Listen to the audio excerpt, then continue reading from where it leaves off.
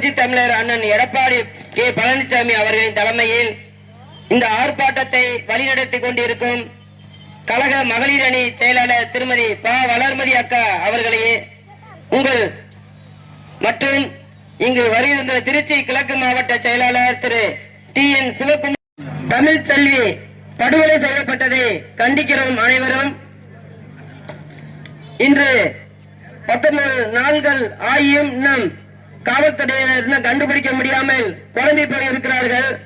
ஸ்ரீரங்கூர் செந்தமிழ் செல்வி 30/6 அன்று இரவு பாலியல் பலாத்காரம் படுகொலை செய்யப்பட்டு மிக கொடுமையான பெண்களுக்கு நடந்திருக்கிறது. இந்த பெண்களை கண்டித்து இன்று ஆர்ப்பாட்டம் நடத்துகிறோம். லால்குடியிலே மிக போராட்டங்களிலே நாம் வெற்றி பெற்று நாம் வெற்றிக்கலியை பறித்திருக்கிறோம் என்று சொன்னால் அதற்கு உறுதுணையாக நாம் அழைத்த போது ஒன்றிய கழக செயலாளர்கள் மற்றும் வெற்றி பெற்றிருக்கின்ற அன்பு சகோதரி லீமா ரோஸ் அவர்களே, இங்கே மாவட்ட எங்கள் கழக தொண்டர்களை பாருங்கள். இவ்வளவு எழுச்சியாக இருக்கின்ற அண்ணா திராவிட முன்னேற்ற கழகத்தை நக்கல் நையாண்டினை செய்வதை இத்துடன் நிறுத்திக் கொள்ளுங்கள் என்று இந்த கண்டன பேரொழியை நான் முதலில் சொல்லிக்கொள்ள ஆசைப்படுகிறேன். அல்லுக்கில்லு என்பது என்னென்னமோ சொல்கின்றார்கள். இது அண்ணா திராவிட முன்னேற்ற புரட்சித் தலைவர் எம்ஜிஆர் புரட்சித் தலைவர் அம்மாவர்களால் தோற்றுவிக்கப்பட்ட இயக்கம் அல்லவா? இதை எவனாலும் யாராலும் அசைத்துவிட முடியுமா? அப்பேற்பட்ட இயக்கத்தை நக்கல் நையாண்டியாக பேசிக் கொள்வதை இத்தோடு நிறுத்திக் கொள்ளுங்கள்.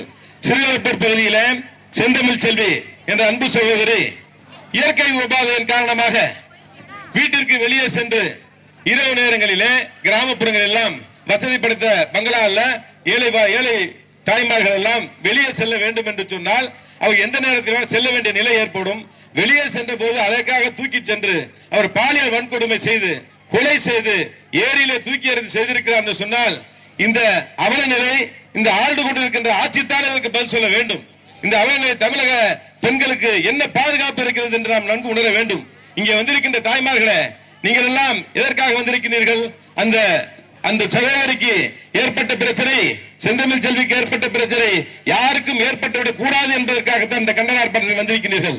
அதை மீன்ஸ் என்று போட்டு மக்களை, சிறு சிறு குழந்தைகளை, மாணவ செல்வங்களை தன்மைப்படுத்தி தாய்மார்களையும் இளைஞர்களையும் படுத்தி இந்த பொய்யான போலியான வாக்குறுதிகளை கொடுத்துத்தான் இங்கு ஆட்சி கட்டில் அமர்ந்திருக்கின்றார்கள்.